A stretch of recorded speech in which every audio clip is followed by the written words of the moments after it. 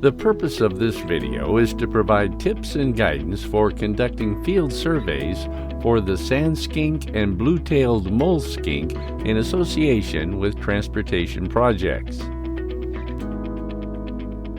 The sand skink and blue-tailed mole skink are both listed as threatened by the U.S. Fish and Wildlife Service, or USFWS. They are cryptic in nature, concealed in sandy soil, and care must be taken to determine whether they are present or not. Both species are found in similar habitats, and therefore both have the same survey protocol. However, morphologically, these species are very different. The sand skink is a small and slender lizard with shiny scaled colorations that range from light brown to gray. They have a wedge-shaped snout, small eyes, and can reach 5 inches in length. They have very small legs, almost indistinguishable, with 1 toe on the front limbs and 2 toes on the hind limbs. The sand skink is the only skink that has these very small legs. The only lizard species that could at first glance be mistaken as a sand skink is the eastern glass lizard, which is legless. However, glass lizards are much larger, 18 to 42 inches, and typically greenish in color on their back and with a yellow belly. In addition, please note that the crown snake can also be mistaken for the sand skink, but this species has a black head and is legless. The blue-tailed mole skink is also small with a brownish body, but has a tail that can range from blue, pink, or orange. Blue-tailed mole skinks have 5 toes on all limbs and typically have 2 or more lines running along the back of the body from head to tail. There are 5 species of mole skinks in Florida. The Florida Keys cedar key and northern mole skinks are easily distinguished based on range. The peninsular mole skink has a similar appearance, especially in older adults, or skink with broken tails. Therefore, it is assumed that it's the blue-tailed mole skink if identified in Lake Wales Ridge, in Highlands, Polk, and Osceola counties. Also, the juvenile broad-headed skink, 5-lined skink, and southeastern 5-lined skink have blue tails, but all have a black back with multiple gold stripes.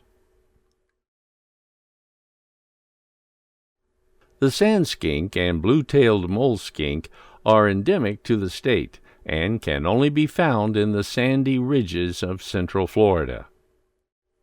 Sand skink and blue-tailed mole skink distribution is defined by 3 factors: county, elevation, and suitable soil types.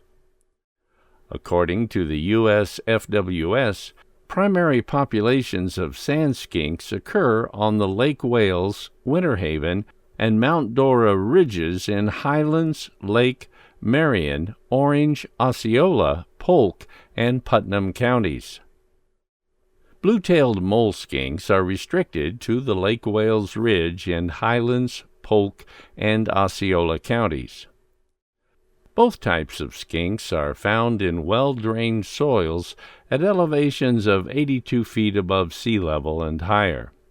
28 soil types have been identified as providing suitable habitat. Skinks typically occur in habitats that contain a mosaic of open sandy patches interspersed with forbs, broad-leafed non-woody plants, shrubs, and trees. Most are typically observed in open sandy areas, with both species utilizing a variety of other microhabitats within xeric vegetative communities. Areas containing extensive rooted vegetation may preclude sand skink movement and are less likely to be used. Skinks are most abundant in the transitional areas between abundant leaf litter and/or vegetative cover, where open, swimmable sands exist. Sand skinks are primarily fossorial. They move or swim below the surface of the ground in sandy soils and take prey below the surface.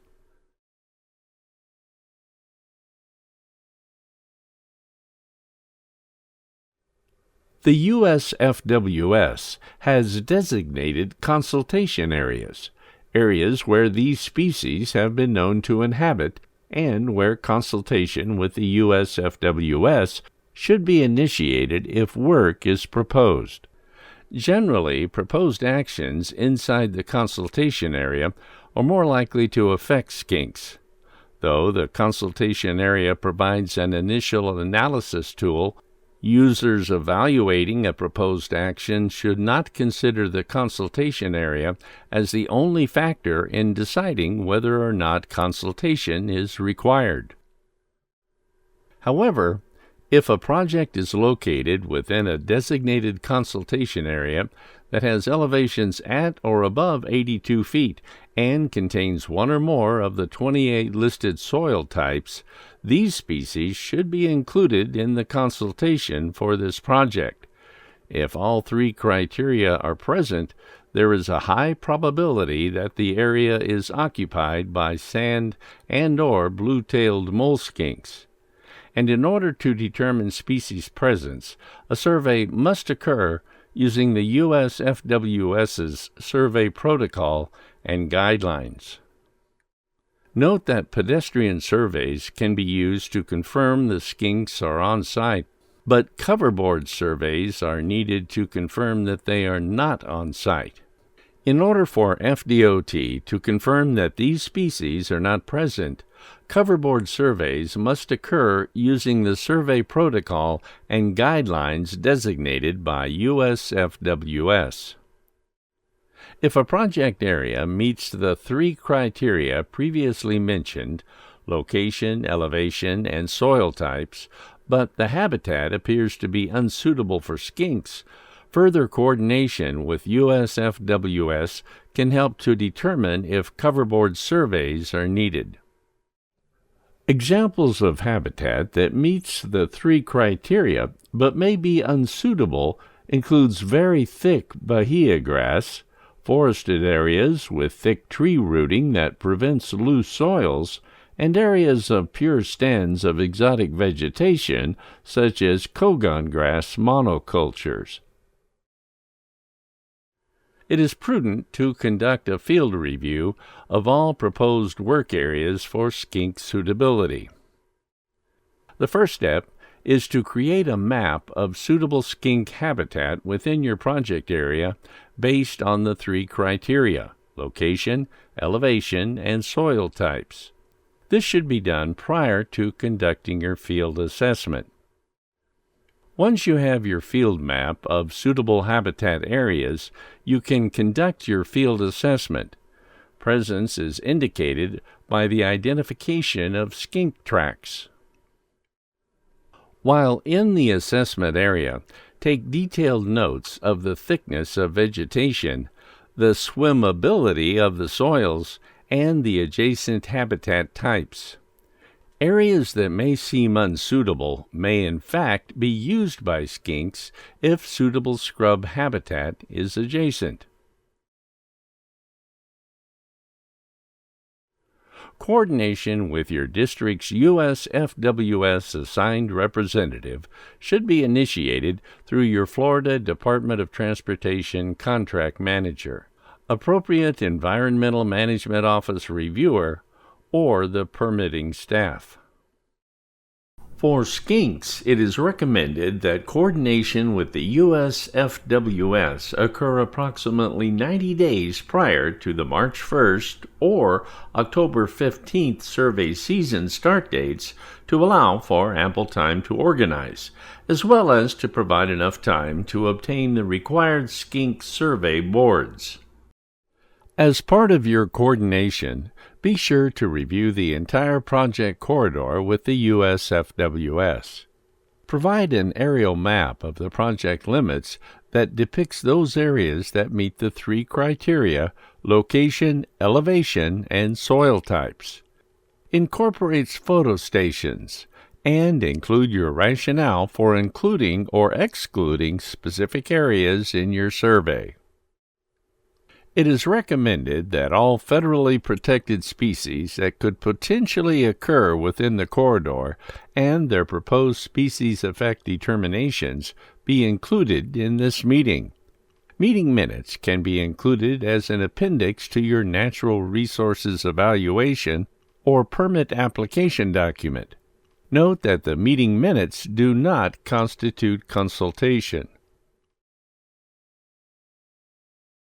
The USFWS's skink protocol dictates that a coverboard survey be conducted during the survey windows of March 1st through May 15th or October 15th through December 15th. These skinks generally stay deeper underground during the hot summer and coldest days of winter. These dates target the optimum time frame for heightened activity. Surveys are comprised of 5 events, including the setup. Surveys should be conducted a minimum of 4 times in consecutive weeks within the survey time period.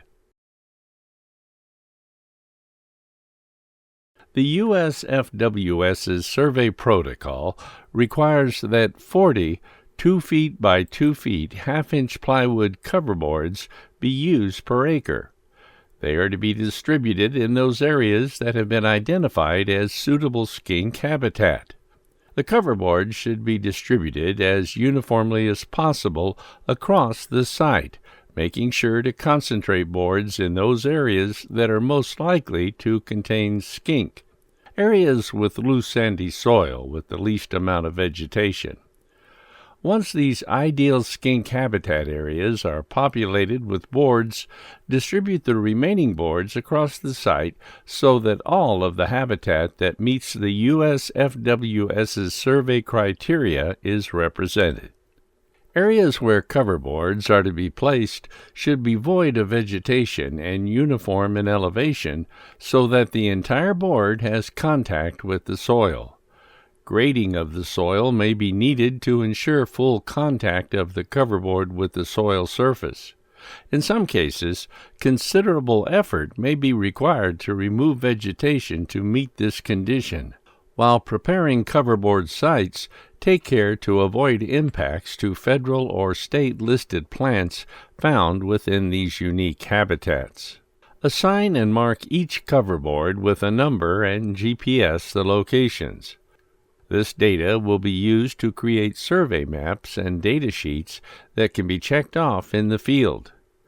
To ensure that all boards are reviewed during each survey event, all coverboards should be allowed to acclimate for at least 2 weeks prior to the first survey event.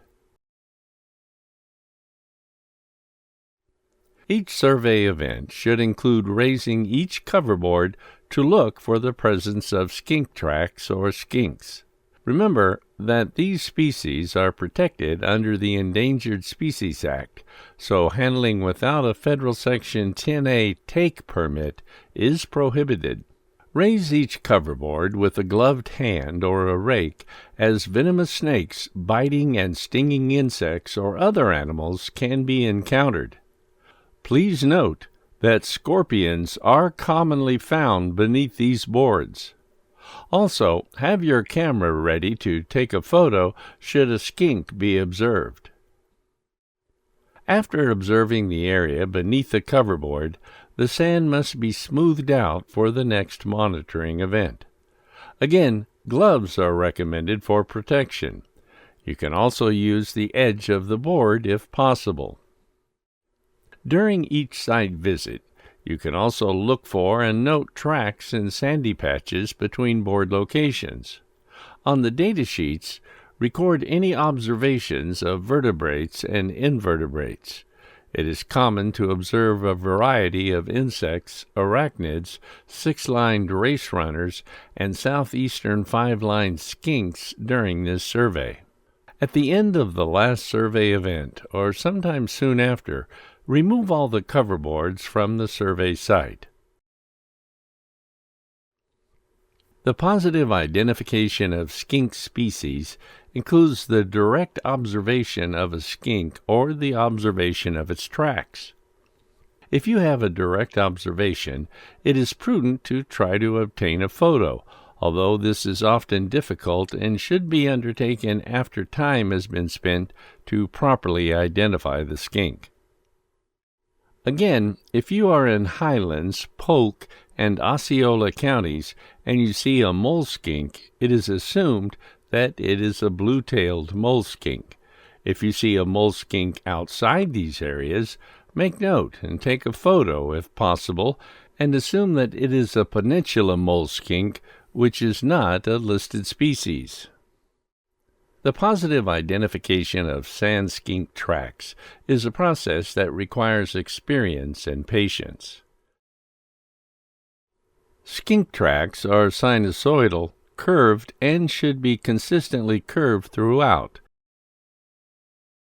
In other words, if a sinusoidal track deviates and continues in a direction line without the curve-like track, you are likely observing something else. If possible, take clear photographs. If unsure about positive identification, consult with other experienced staff. This is especially important if you are new to conducting skink surveys, but even if you are experienced, it never hurts to have a second opinion. Make note with photos and GPS of those coverboards that have tracks that may not be verifiable, false positive, so that these coverboards can be reviewed multiple times. A confirmed observation and/or track indicates that skinks are present. All positive skink boards should be photographed and documented. Your survey report documents all data gathered during the survey events. At a minimum, the report should include the USFWS coordination conducted, maps showing survey locations, times, dates, identification of surveyors, and survey results.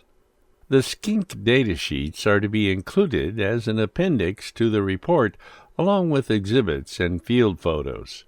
The survey report is typically included in the natural resources evaluation used to support the final species effect determination and consultation with the USFWS.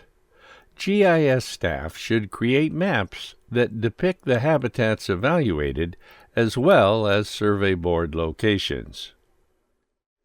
Any positive survey results will necessitate formal consultation with the USFWS. The USFWS's protocol dictates that an 80-foot radius around the coverboard be calculated as the area of impact. If there are multiple positive identifications and the buffers overlap, merge the buffers.